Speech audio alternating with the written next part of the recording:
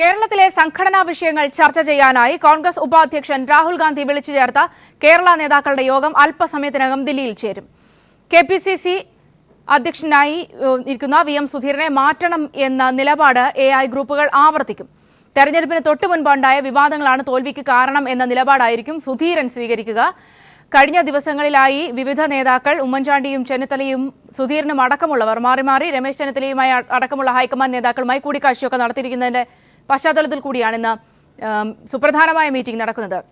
മനോജ് ശങ്കർ ചേരുന്നുണ്ട് വിവരങ്ങളുമായി. മനു, പൊതുവിൽ ദേശീയ തലത്തിൽ തന്നെ കോൺഗ്രസിന് വലിയ തിരിച്ചടി നേരിട്ടിരിക്കുന്ന സാഹചര്യത്തിൽ വലിയൊരു പൊളിച്ചെഴുത്ത് അനിവാര്യമാണ് എന്ന ചർച്ചകൾ നടത്തുന്ന സാഹചര്യത്തിൽ കേരളത്തിലെ കാര്യങ്ങൾ എങ്ങനെയായിരിക്കും പരിഗണിക്കപ്പെടുക?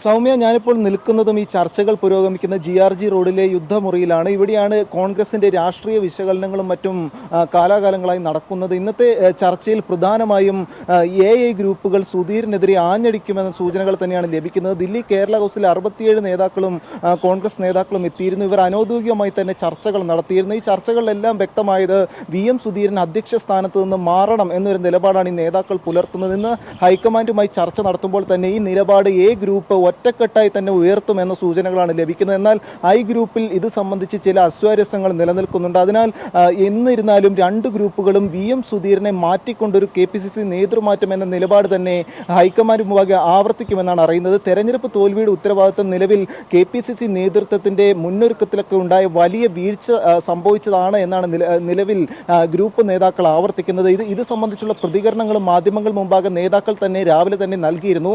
എന്നാൽ തോൽവിക്ക് പിന്നാലെ ഹൈക്കമാൻഡിനെ കണ്ട VM സുധീരൻ വ്യക്തമാക്കിയത് ഭരണ നേതൃത്വത്തിൻ്റെ വീഴ്ചയും അവസാന നാളുകളിൽ സർക്കാർ കൊണ്ടുവന്ന ചില നടപടിക്രമങ്ങളുടെയും എല്ലാം വീഴ്ചകളായിരുന്നു ഇത്തരത്തിൽ കനത്ത തോൽവിയിലേക്ക് നയിച്ചത് എന്നൊരു നിലപാടാണ് സുധീരൻ ആവർത്തിച്ചത്.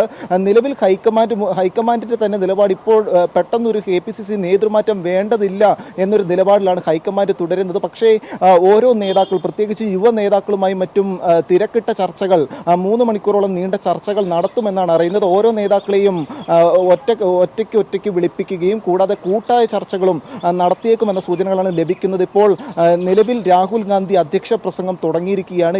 ഇതോടുകൂടി നിലവിൽ ചർച്ച ആരംഭിച്ചിരിക്കുകയാണ്. ഇതിനുശേഷം ഓരോ നേതാക്കളും അവരുടെ അഭിപ്രായങ്ങൾ പങ്കുവയ്ക്കും. നിലവിൽ ഒറ്റയ്ക്ക് തന്നെ രാഹുൽ ഗാന്ധി തങ്ങളുടെ നിലപാട് കേൾക്കണം എന്നാണ് യുവ നേതാക്കൾ അഭിപ്രായപ്പെടുന്നത്. അതിനാൽ ഇവരുടെയെല്ലാം അഭിപ്രായം കേട്ടതിന് ശേഷം ഇനി ഹൈക്കമാൻഡ് നിലപാട് മാറ്റുമോ എന്നതാകും എല്ലാവരും ഉറ്റുനോക്കുന്നത്. സൗമ്യ, മനോജ് ശങ്കറാണ് വിവരങ്ങൾ നൽകിയത്. ഐസ്ക്രീം കേസിൽ നിയമപോരാട്ടം തുടരുമെന്ന് VS അച്യുതാനന്ദൻ. CBI അന്വേഷണം ആവശ്യപ്പെട്ട് വിചാരണ കോടതിയെ സമീപിക്കുമെന്നും VS വ്യക്തമാക്കി. ഐസ്ക്രീം കേസിൽ ഇനി നിയമപോരാട്ടം വീണ്ടും തുടരും. സുപ്രീം കോടതി വിചാരണ കോടതിയെ സമീപിക്കാനായിരുന്നു പറഞ്ഞത്. ഈ ഒരു കണിശമായിട്ടും കീഴ്ക്കോടതിയെ സമീപിക്കാൻ സുപ്രീം കോടതി പറഞ്ഞിരിക്കുന്ന സാഹചര്യത്തിൽ സമീപിക്കുന്നതാണ്. മുൻമന്ത്രി CN ബാലകൃഷ്ണന്റെ PA ജോസഫ് ലിജോയ്ക്കെതിരെ അനധികൃത സ്വത്ത് സമ്പാദനത്തിന് വിജിലൻസ് കേസെടുത്തു. ഇന്ന് രാവിലെ തൃശൂരിലെ വീട്ടിൽ നടത്തിയ പരിശോധനയിൽ വരവിൽ കവിഞ്ഞ സ്വത്ത് സമ്പാദിച്ചു എന്ന് കണ്ടെത്തിയതിനെ തുടർന്നാണ് നടപടി. 2 വർഷത്തിനിടെ ലിജോ ജോസഫിന്റെ സമ്പാദ്യം 200% അധികമായെന്ന് വിജിലൻസ് കണ്ടെത്തി. കൺസ്യൂമർ ഫെഡ് അഴിമതി ആരോപണങ്ങളിൽ അന്വേഷണം നേരിടുന്ന മുൻമന്ത്രി CN ബാലകൃഷ്ണന്റെ PA ജോസഫ് ലിജോയ്ക്കെതിരെയാണ് വിജിലൻസ് കേസെടുത്തത്. ഇന്ന് രാവിലെ ലിജോയുടെ തൃശൂരിലെ വീട്ടിൽ നടത്തിയ പരിശോധനയിലാണ് വരവിൽ കവിഞ്ഞ സ്വത്ത് സമ്പാദ്യം കണ്ടെത്തിയത്. മന്ത്രിയുടെ PA ആയിരിക്കെ 2 വർഷത്തിനിടെ ജോസഫ് ലിജോയുടെ സ്വത്തുക്കൾ 200 ഇരട്ടിയായി വർദ്ധിച്ചു. കുടുംബാംഗങ്ങളുടെ പേരിൽ തൃശൂരിലെ ബാങ്കുകളിൽ വൻ നിക്ഷേപമുണ്ട്. 3 ഇടങ്ങളിലായി അടുത്ത കാലത്ത് ഭൂസ്വത്തുക്കൾ വാങ്ങി. ബന്ധുക്കളുടെ പേരിലുള്ള വസ്തുവകകൾക്കും കൃത്യമായ വരുമാന സ്രോതസ് കാണിക്കാൻ ലിജോയ്ക്കായില്ല.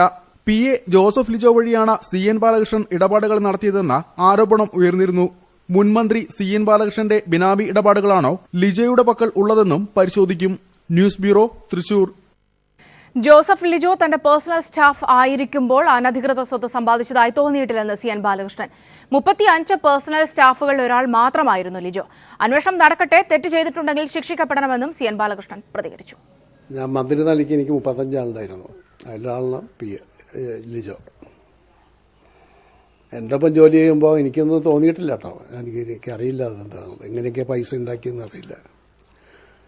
അതൊക്കെ എൻ്റെ നിയമവശം നോക്കി തെറ്റ് ചെയ്തിട്ടുണ്ടെങ്കിൽ ശിക്ഷ അനുഭവിക്കണം.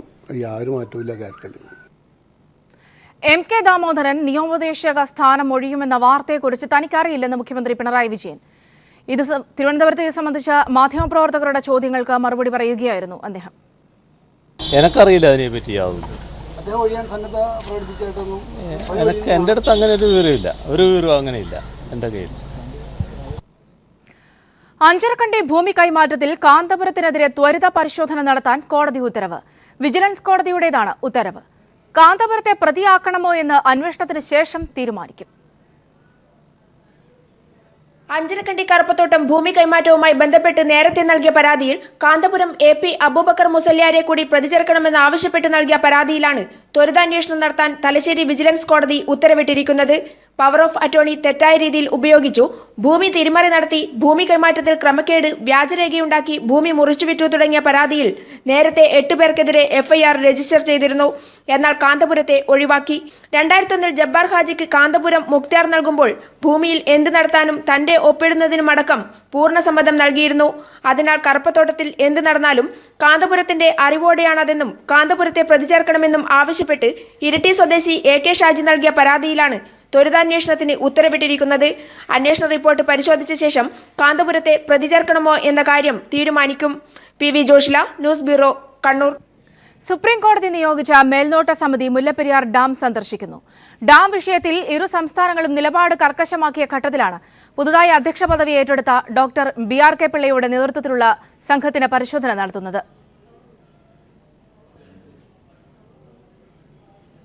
തിരുവനന്തപുരം ആനയറ മാർക്കറ്റിൽ കൃഷിമന്ത്രി VS സുനിൽകുമാർ മിന്നൽ പരിശോധന നടത്തി.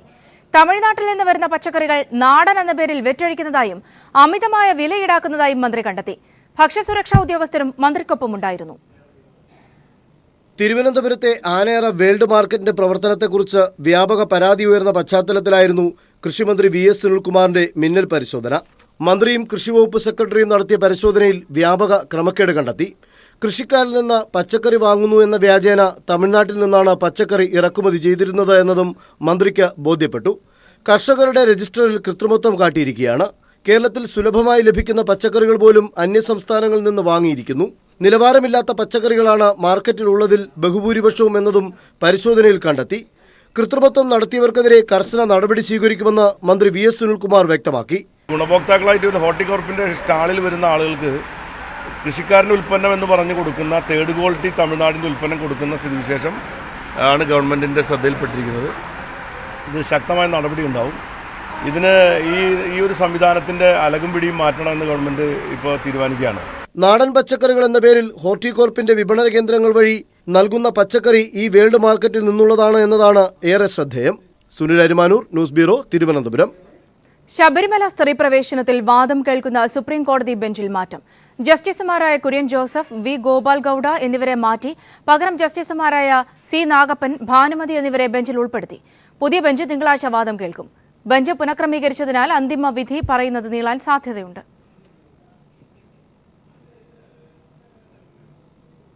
കർണാടകയിലെ ഗുൽബർഗയിൽ റാഗിങ്ങിനിരയായ അശ്വതിയെ കോഴിക്കോട് മെഡിക്കൽ കോളേജ് ആശുപത്രിയിലെത്തി ആരോഗ്യവകുപ്പ് മന്ത്രി KK ശൈലജ ടീച്ചർ സന്ദർശിച്ചു.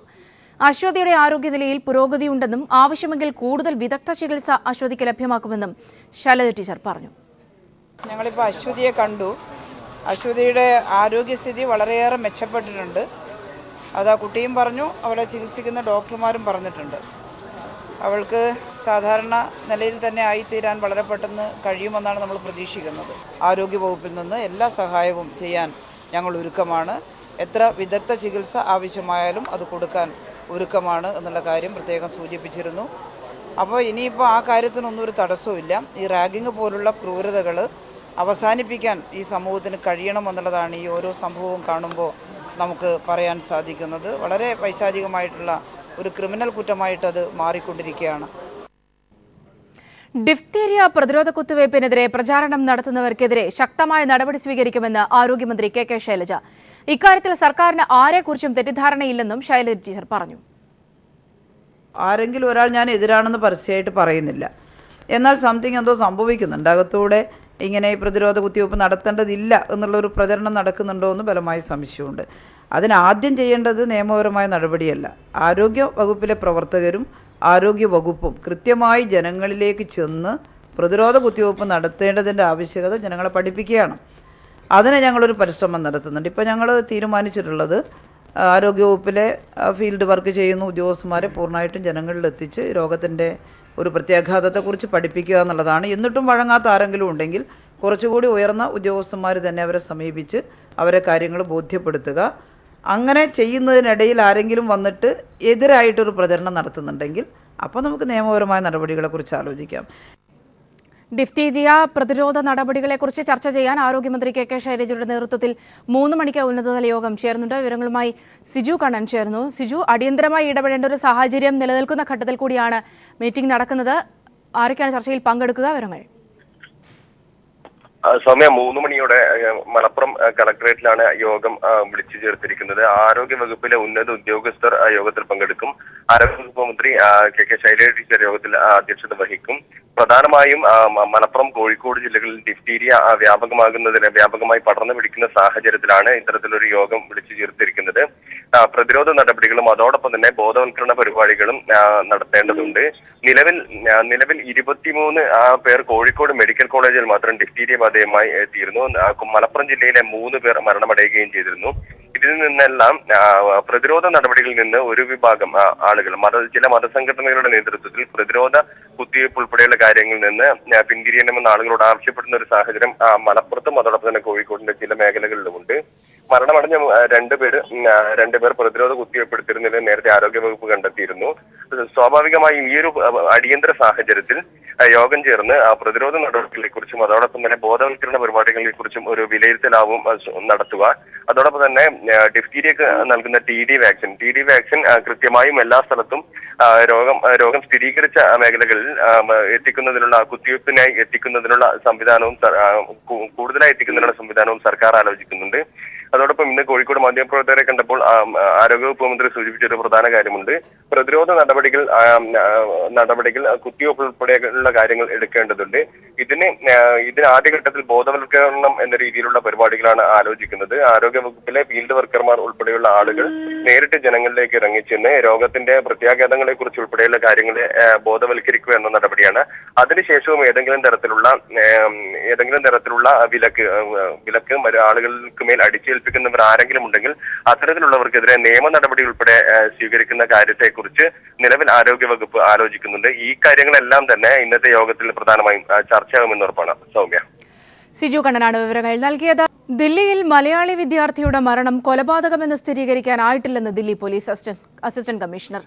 വിദ്യാർത്ഥിയുടെ ആന്തരിക അവയവങ്ങളുടെ പരിശോധനാ ഫലം കൂടി ലഭ്യമായ ശേഷമേ മരണകാരണം വ്യക്തമാക്കാനാകൂവെന്നും അസിസ്റ്റന്റ് കമ്മീഷണർ അറിയിച്ചു.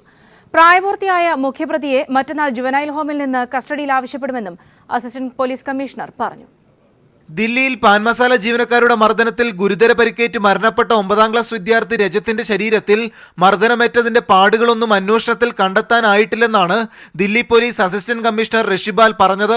Inquest proceedings were initiated since the cause of death was not immediately clear. Postmortem സമയത്തും വിദ്യാർത്ഥിയുടെ ശരീരത്തിന്റെ അകത്തും പുറത്തും മുറിവേറ്റതിന്റെയോ ചതവേറ്റതിന്റെയോ പാടുകളില്ലെന്ന് ഡോക്ടർമാർ സ്ഥിരീകരിച്ചെന്നും അസിസ്റ്റന്റ് കമ്മീഷണർ വ്യക്തമാക്കി. കടുത്ത പ്രതിഷേധത്തെ തുടർന്ന് വിദ്യാർത്ഥിയുടെ ആന്തരിക അവയവങ്ങൾ വിദഗ്ധ പരിശോധന നടത്തുകയാണ്. ഈ പരിശോധനാ ഫലം കൂടി ലഭ്യമായ ശേഷമേ മരണകാരണം വ്യക്തമാക്കാനാകൂവെന്നും അസിസ്റ്റന്റ് പോലീസ് കമ്മീഷണർ പറഞ്ഞു. But there were no injury mark on the body, as I said earlier, and the spot also did not reveal much. There were no eyewitnesses available at that time. സംഭവത്തിൽ സാക്ഷിമൊഴികളുടെ അടിസ്ഥാനത്തിൽ police പിടികൂടിയ 2 പ്രതികളും juvenile ഹോമിലാണ്. പ്രായപൂർത്തിയായ മുഖ്യപ്രതിയെ കസ്റ്റഡിയിൽ വിട്ടുകിട്ടാൻ പ്രതിയുടെ പ്രായം തെളിയിക്കുന്ന school certificate juvenile justice ബോർഡിന് മറ്റന്നാൾ കൈമാറുമെന്നും അസിസ്റ്റന്റ് കമ്മീഷണർ അറിയിച്ചു. 2ാം പ്രതിക്ക് 17 വയസ്സായതിനാൽ ബാലനീതി കമ്മീഷൻ ഭേദഗതി അനുസരിച്ച് പ്രതിയായി കണക്കാക്കാമെന്ന നിർദ്ദേശവും കമ്മീഷൻ മുമ്പാകെ പോലീസ് അറിയിക്കും. News bureau, Delhi. ബംഗ്ലാദേശിൽ വീണ്ടും ഭീകരാക്രമണം. ഈദ്ഗാഹിന് നേർക്ക് ആക്രമികൾ ബോംബെറിഞ്ഞു. 3 ലക്ഷത്തോളം ആളുകളാണ് ആക്രമണം നടന്ന സ്ഥലത്ത് ഉണ്ടായിരുന്നത്. 4 പേർ കൊല്ലപ്പെട്ടു. ഒരു പോലീസുകാരനുൾപ്പെടെ നിരവധി പേർക്ക് പരിക്കേറ്റിട്ടുണ്ട്. LDF സർക്കാരിന്റെ ആദ്യ ബജറ്റ് നാളെ അവതരിപ്പിക്കും. സാമ്പത്തിക പ്രതിസന്ധിക്കിടയിലും ജനക്ഷേമകരമായ പദ്ധതികൾ വിഭാവനം ചെയ്യുന്നതായിരിക്കും ബജറ്റ്. നികുതി നിരക്കുകൾ കൂട്ടാതെ വരുമാനം വർദ്ധിപ്പിക്കാൻ ലക്ഷ്യമിടുന്ന ബജറ്റായിരിക്കും ധനമന്ത്രി തോമസ് ഐസക് അവതരിപ്പിക്കുക. LDF സർക്കാരിന്റെ വികസന നയത്തിലൂന്നി അടിസ്ഥാന സൗകര്യ രംഗത്തിന്റെ വികസനത്തിന് പ്രത്യേക പരിഗണന നൽകിയായിരിക്കും ധനമന്ത്രി TM തോമസ് ഐസക് പുതിയ ബജറ്റ് അവതരിപ്പിക്കുക. സംസ്ഥാനം കടുത്ത സാമ്പത്തിക പ്രതിസന്ധിയിലാണെങ്കിലും ഒട്ടേറെ ജനക്ഷേമകരമായ പദ്ധതികൾ ബജറ്റിൽ പ്രഖ്യാപിക്കും. അതേസമയം സാമ്പത്തിക പ്രതിസന്ധി മറികടക്കാനായി സാധാരണക്കാരിൽ നികുതി ഭാരം അടിച്ചേൽപ്പിക്കില്ല. നികുതി നിരക്ക് കൂട്ടാതെ നികുതി പിരിവ് ഊർജിതമാക്കി വരുമാനം വർദ്ധിപ്പിക്കാനാകും ബജറ്റിലൂടെ ലക്ഷ്യമിടുക. നികുതി നിരക്കുകൾ വർദ്ധിപ്പിക്കാൻ ഉദ്ദേശിക്കുന്നില്ല, മറിച്ച് ആ നികുതി പിരിക്കുക എന്നുള്ളത്. ജനങ്ങൾ നികുതി കൊടുക്കുന്നുണ്ട്, ഏത് സാധനം മേടിക്കുമ്പോഴും നികുതി കൊടുത്താൽ അടക്കമുള്ള വിലക്കാൻ മേടിക്കണം. പക്ഷേ അത് സർക്കാരിലേക്ക് വരണില്ല. സർക്കാരിലേക്ക് വരാതിരിക്കാൻ കാരണം അഴിമതിയാണ്. സംസ്ഥാനത്തേക്ക് 50,000 കോടിയിലധികം രൂപയുടെ നിക്ഷേപം കൊണ്ടുവരാനുള്ള പദ്ധതികളും ബജറ്റിൽ ഇടം പിടിക്കും. കാർഷിക മേഖലയ്ക്ക് പ്രത്യേക ഊന്നൽ നൽകുന്ന ബജറ്റിൽ മറ്റു മേഖലകൾക്കും അർഹിക്കുന്ന പ്രാധാന്യം ലഭിക്കും. വിഴിഞ്ഞം ഇൻസ്പെക്ഷൻ ബംഗ്ലാവിൽ നടന്ന ബജറ്റ് എഴുത്ത് കഴിഞ്ഞ ദിവസം പൂർത്തിയായിരുന്നു. സംസ്ഥാനത്തെ 67ാമത്തെയും തോമസ് ഐസക്കിന്റെ 7ാമത്തെയും ബജറ്റാണ് നാളെ നിയമസഭയിൽ അവതരിപ്പിക്കുന്നത്. News bureau, Thiruvananthapuram.